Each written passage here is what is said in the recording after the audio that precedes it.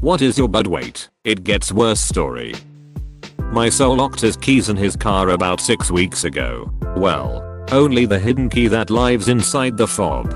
But you see, the unlock key on the fob is broken. So the key is required to enter the car, and the fob fits into the ignition. He had no other choice than to open the trunk with the fob, punch out the small trunk access door that's behind the backseat armrest, find the lever to lower the rear seats by shoving his body through the tiny door, crawl through the car, and retrieve his key in the front seat. I also forgot to mention that the alarm was blaring this whole time. He finally gets through to the front seat, starts the car, and kills the alarm. Exhausted, with bloody knuckles and scrapes all over, he gets out of the car and shuts the door behind him. It is then that he realized he had left the keys on the seat again, and the door had locked behind him. He turned and gave a swift punt to his tire out of frustration, immediately snapping his third metatarsal, breaking his foot. He then had to repeat this scenario to get his keys out, this time with a broken foot. He just got his boot off last week. Got my first ever blowjob from my first ever girlfriend in college. We were both drunk, and I also did not know what a blowjob would feel like. It didn't feel the best, and I was starting to fall asleep, so I told her I had came to end it, and we fell asleep. Woke up the next morning, and jumped in the shower, and experienced what felt like hot lava on my raw-skinned dick. She had used teeth the whole time, and it was rubbing off the skin on the underside of my penis with every bob of her neck.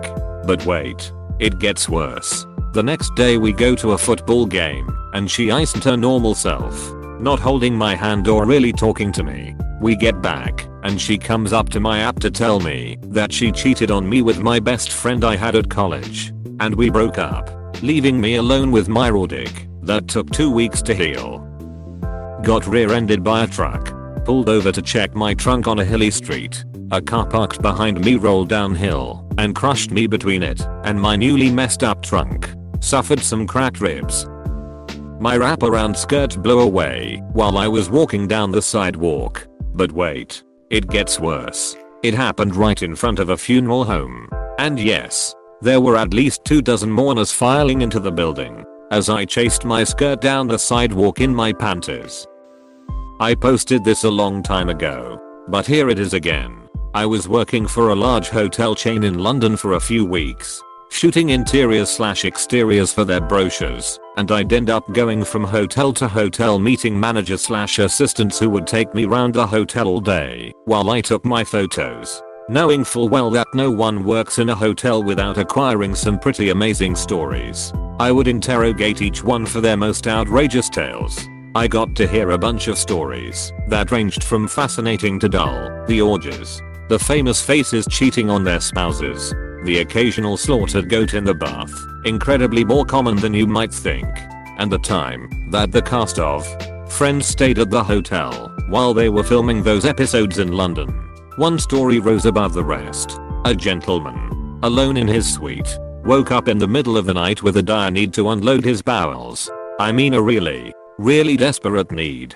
To the point that he must have woken up in a panic as he jumped out of bed, but naked, bolted for the bathroom door and burst inside. Except he didn't, in his tired state, and no doubt thanks to his unfamiliarity with the hotel room. He bolted for the front door of the room by mistake and let the door shut behind him. Now this man who both, let's not forget, feels an agonizing rumbling in his intestines and is as naked as the day he was born, suddenly finds himself in the corridor and panics. Understandably, his desire to shit is so strong that it overwhelms any other thought going through his head.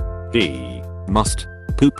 He starts banging like a maniac on a neighboring door, hoping someone will answer, and eventually, someone does. A man opens up the door, probably assuming that a fire has started in the hotel and he's being woken up for an emergency evacuation. And in a sense, he's half right. Our naked hero bursts into the room, pushing past the confused and bewildered occupant, apologizing along the way, and makes a break for the bathroom. But no, he doesn't make it. Halfway there, his sphincter gives in to the pressure and he unloads a spray of effluent across the floor of the stranger. Some of the foulest smelling waste imaginable is dumped all over the place in a mottled line, leading to the toilet. The room's original occupant, who was up until this point standing scared, bewildered and confused by the door still, immediately vomited. To his credit, the digestively challenged man did make it to the sitting position in the bathroom and sat there, crying and apologizing to the vomiting man and eventually the hotel staff for a full 10 minutes while his gut punished him for some earlier indiscretion. When the shitter had finished, the hotel moved the shitty's belongings, some of which were speckled with the shitter's feces, to a new room, and I assume that the shitter had a nice long shower. But wait, it gets worse. In the morning after the debacle, the shitter walked into the restaurant for breakfast, and who should be there but last night's victim, sat eating his cornflakes. The two apparently locked eyes, whereupon last night's memories must have come flooding back to the victim with a vengeance, because the poor man, in the middle of a crowded room full of people enjoying their food, immediately vomited all over the table.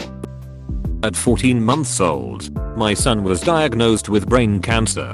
At 4 years old it recurred. At 5 years old, the cancer grew during his stem cell transplant. At 5 years old, I was told to take him home and make him comfortable until he died. At 7 years old, a surgeon took his case and found he had a second form of brain cancer. 4 months later, my ex-wife told me she was ducking her prayer partner because I gave my son cancer. 2014. My mom died in May. Then her bitchin' poodle, Katie, died. My father dies 9 weeks 4 days after my mom. Just 4 days before my birthday. 1 week after he passed, my roommate got drunk and drove my car into the front of the house we were renting. On the day of my father's funeral, my roommate moved put without notice and steals some of my belongings. Now we are in September and my boyfriend has a grand mal seizure and requires hospitalization. October 2014. My mother's other bitchin' poodle has seizures and dies. My mom planned a 3-generation trip of a lifetime with my grandpa, my brother, and me.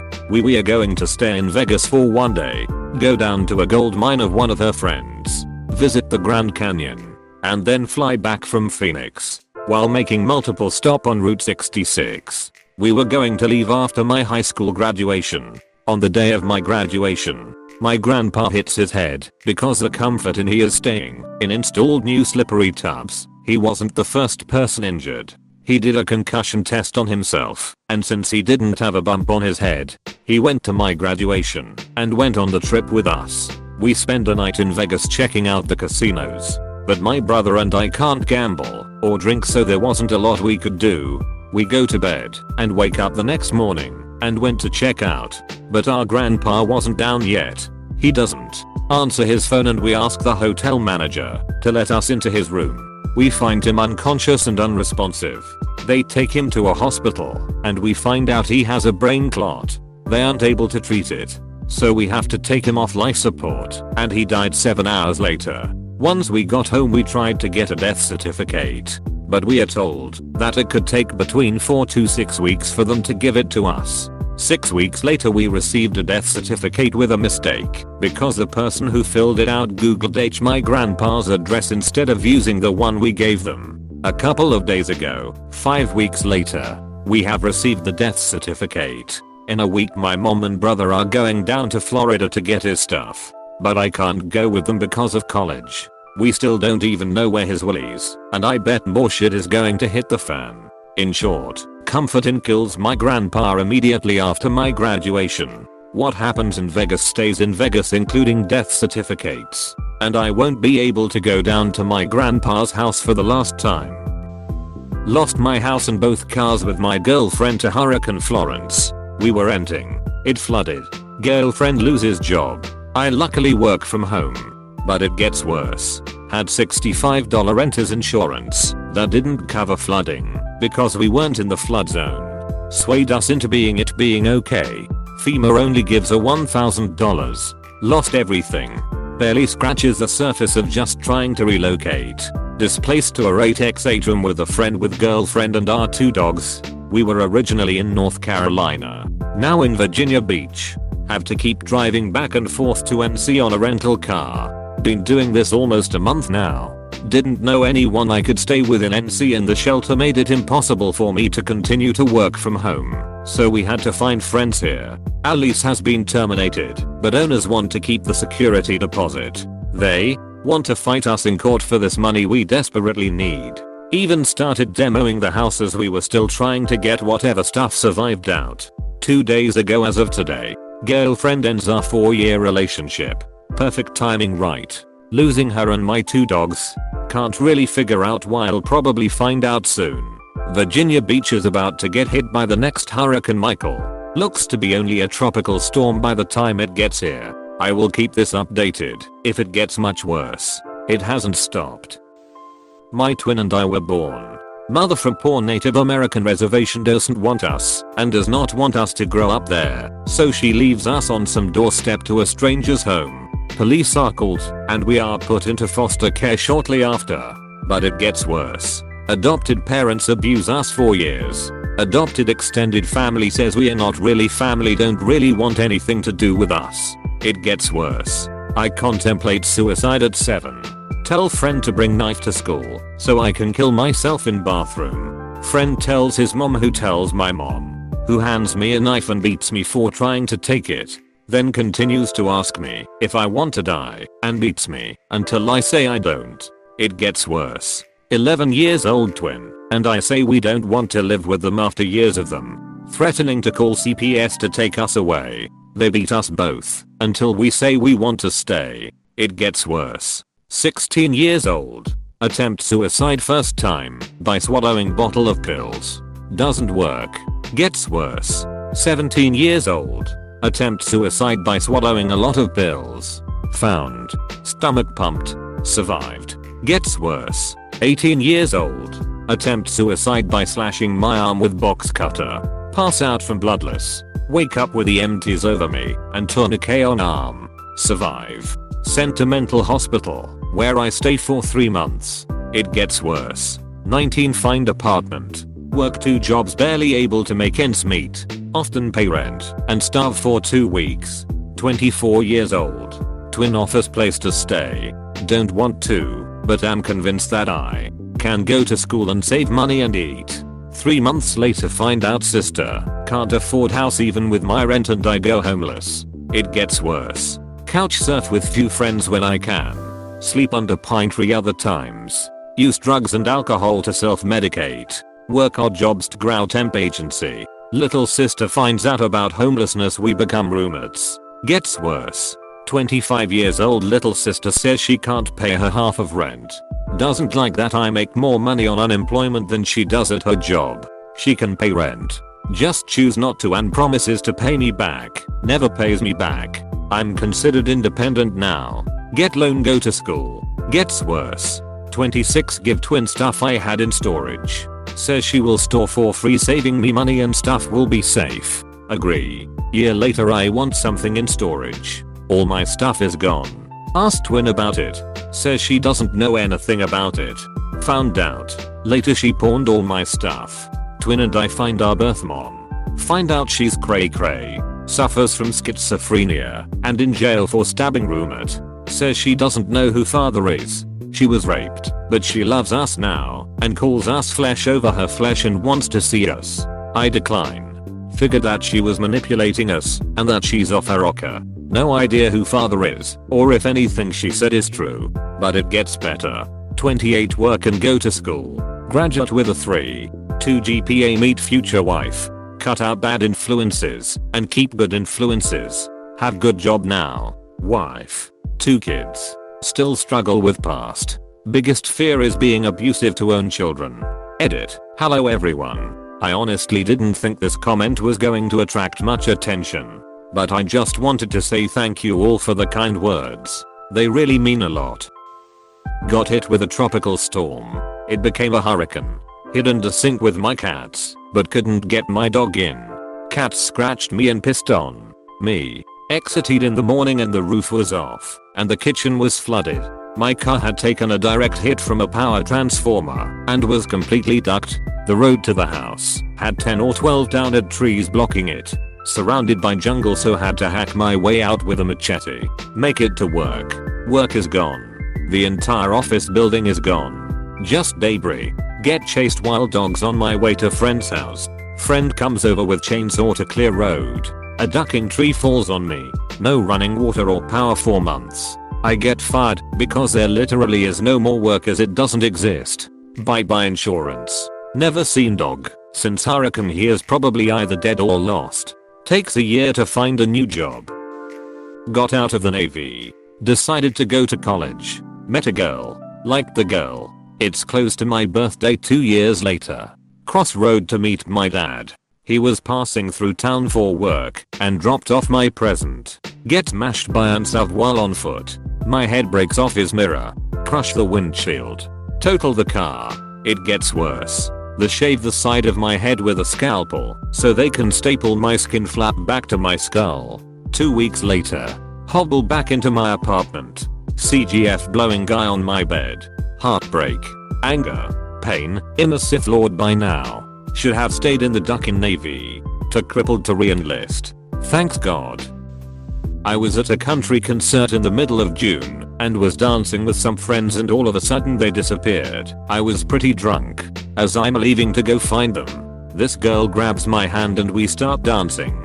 One thing leads to another and we started making out. Until at one point she pulls away and says I don't think my boyfriend would like this. I tell her I'm going to grab a beer to get away and she grabs my hand and says she'll come with me. Here's where it gets worse. I run into a customer from the store I work at and start chatting with him.